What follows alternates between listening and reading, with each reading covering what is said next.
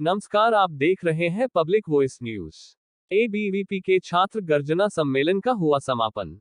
सिरोही अखिल भारतीय विद्यार्थी परिषद के छात्र गर्जना सम्मेलन का समापन महावीर चक्र विजेता दिगेंद्र सिंह, एबीवीपी के राष्ट्रीय मंत्री होशियार सिंह मीणा, एबीवीपी के प्रांत संगठन मंत्री पूरण सिंह की उपस्थिति में संपन्न हुआ। छात्र गर्जना सम्मेलन को संबोधित करते हुए महावीर चक्र विजेता दिगेंद्र सिंह ने कहा कि मुझे गर्व है कि मुझे भारतीय सेना में जाने का मौका मिला और देश के लिए सेवा करने का अवसर मिला।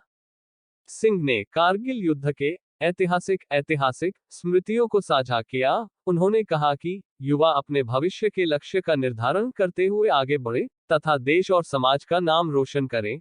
वही सम्मेलन को संबोधित करते हुए प्रांत संगठन मंत्री पूरण सिंह ने कहा कि भारतीय विद्यार्थी परिषद राष्ट्र निर्माण की ओर आगे बढ़ रहा है।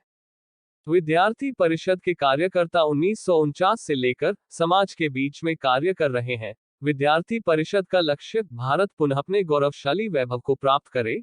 इसी को लेकर ज्ञानशील एकता के मंत्र के साथ विद्यार्थियों के बीच कार्य करती है।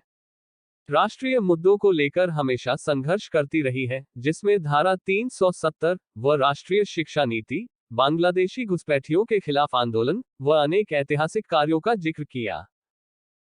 प्रोग्राम में वो अच्छा आदमी हो ही नहीं सकता यार। फौजी को बुलाया, तेरे क्या प्रॉब्लम होगी भाई लाइट काट के? पता है वो फौजी आया, महावीर चक्र विजेता है और जिसने 48 टपकारे के हाफ सेंचुरी में 2 ही की कमी, अभी तक नॉट आउट हूं। अभी देख ले 13 नंबर कब है भाई। लाइट काटने वाले को बोल रहे होंगे क्योंकि उसके विचार भी उनसे मिलते जुलते हैं। तो मेरे दोस्तों कि मौत तो मैं बताया ना कि डेली मरते, आजादी के रंग में रंग दे। हम ये आजादी का जश्न मनाते, क्यों मनाते हैं? 14,42,000 कार्य किए गए और उन कार्यों के माध्यम से सामाजिक सेवा का संदेश दिया गया। आखिर में ये सामाजिक सेवा क्यों की गई, इसके पीछे का रहस्य क्या है? 9 जुलाई 1949 को देश की आजादी के साथ ही विद्यार्थी परिषद ने कुछ युवाओं को दिशा और दशा देने के लिए कॉलेज कैंपसों में विद्यार्थी परिषद का कार्य प्रारंभ किया। इस कार्य को प्रारंभ करने के पीछे उद्देश्य था भारत को सैकड़ों वर्षों की गुलामी के कारण शक, हूण, कुषाण, मंगोल और न जाने कितने लोगों ने भारत पर आक्रमण किया। 200 वर्षों तक यहां पर मुगलों का शासन रहा, उसके बाद में अंग्रेजों का शासन रहा। भारत की सभ्यता संस्कृति को तोड़ने का काम किया गया। इसी संस्कृति की स्थापना के लिए और युवा शक्ति को मार्ग प्रशस्त करने के लिए विद्यार्थी परिषद की स्थापना हुई। आप लोग देख रहे होंगे जिस तरीके से वर्तमान समय में वर्तमान की सरकार के द्वारा राजस्थान में किस तरीके से पेपर आउट की घटनाएं लगातार हो रही हैं। वर्तमान में एक भी पेपर सही नहीं हो रहा है, जिसका रोजाना अखबारों में आप लोग देख रहे होंगे। आप लोग छात्र शक्ति है, आने वाले देश का भविष्य है। राजस्थान का भविष्य होने के नाते हमारा फर्ज बनता है कि सरकार जो कर रही है उसके सामने आवाज उठाएं। हम शब्द वंश के हर कार्य सच कहना अपनी परंपरा। हम उस कबीर की पीढ़ी जो बाबर अकबर से नहीं डरा, वाणी का दूत नहीं डरता इन अनुदानित सेवाओं से। जो लोग कुछ लोभ और लालसा के कारण बोल नहीं पाते, उन लोगों को मैं आह्वान करना चाहता हूं कि विद्यार्थी परिषद के कार्यकर्ता इन चीजों के लिए संघर्ष करते हैं और उन कार्यकर्ताओं को धन्यवाद देता हूं जो देश भर में सभी जगह इन विद्यार्थी और छात्रों के हितों को उठाने का काम लगातार करते आ रहे हैं।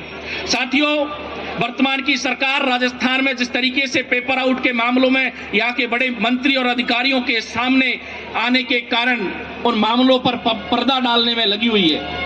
आप देख रहे हैं कि भ्रष्टाचार के चरम सीमा पर लगा हुआ है। एसओजी की अधिकारी जिसे भ्रष्टाचार को रोकने का काम दिया गया, वही हजारों करोड़ की मालिक निकलती है। सरकार के द्वारा न जाने कौन कौन सी योजनाओं में अपने लोगों को फायदा देने के लिए हजारों करोड़ के फंड घोषित किए जाते हैं। हद तो जब हो जाती है जब हमारी बहन बेटियों के साथ में लगातार पेपरों में पढ़ने को मिलता है कि बलात्कार की घटनाएं रोजाना कितना है।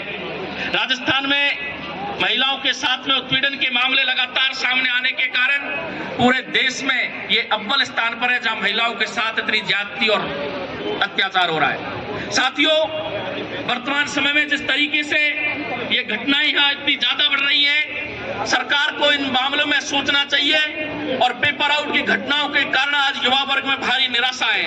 विद्यार्थी परिषद के कार्यकर्ता आने वाले समय में इसके खिलाफ और बड़ी स्तर पर आवाज को मुखर करेंगे और आवाज को मुखर करने के साथ ही वर्तमान के समय में जो घटनाएं यहाँ हो रही हैं, जिन घटनाओं के कारण आज एक संदेश जा रहा है, जो वीरों की भूमि हुआ करती थी, शूरवीरों की धरती हुआ करती थी, उस भूमि पर आज न जाने कैसे राक्षस पैदा हो गए जो लगातार पेपर आउट की घटनाओं के कारण युवाओं के भविष्य के साथ में खिलवाड़ करते हैं, हमारी बहन बेटियों के साथ में छेड़छाड़ की घटनाएं करते हैं।